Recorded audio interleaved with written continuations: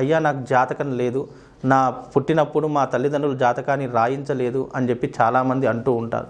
మరి లేనటువంటి వారికి దాని యొక్క గ్రహస్థితి ఏ విధంగా తెలుసుకోవాలి అనేటటువంటి విషయం మీద కనుక మనం మాట్లాడినట్టయితే, మనిషి నిత్య జీవితంలో జరుగుతున్నటువంటి లోటుపాట్లు, నిత్య జీవితంలో జరుగుతున్నటువంటి ఏవైతే సుఖ దుఃఖాలు, కష్టాలు, నష్టాలు, బాధలు, ఇవన్నిటినీ కూడా పరిశీలన చేసి దానికి తగినటువంటి చర్యలు గనక మనం తీసుకుంటే, దానికి తగినటువంటి సరైనటువంటి మార్గాన్ని గనక జాతక రీత్యా ఇటు జ్యోతిష్య ప్రకారం రీత్యా మనం సూచించినట్టయితే కొద్ది వరకు మనిషి నిత్య జీవితంలో పడుతున్నటువంటి కొన్ని కష్టాలను మనము బారి నుండి తప్పించుకునేటటువంటి అవకాశము భగవంతుడు ఏర్పరిచాడు.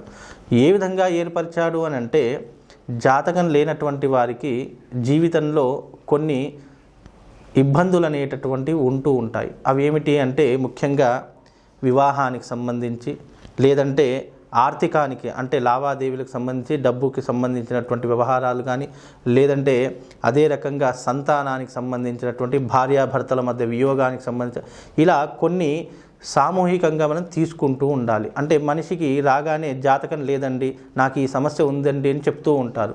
అలాంటి వారికి ఆ సమస్య తెలుసుకొని జ్యోతిష శాస్త్రంలో ఆ సమస్యకు పరిష్కారం ఏ విధంగా లభిస్తుంది అనేటటువంటి అంశాన్ని గనక మనం తీసుకున్నట్టయితే, ఒకవేళ జాతకం లేకపోయినా దానికి సరైనటువంటి గైడెన్స్ కనుక మనం ఇచ్చినట్టయితే దాని వలన కొంతవరకు ప్రయోజనం కలిగేటటువంటి అవకాశము ప్రతి మనిషి జీవితంలో ఉంటుంది.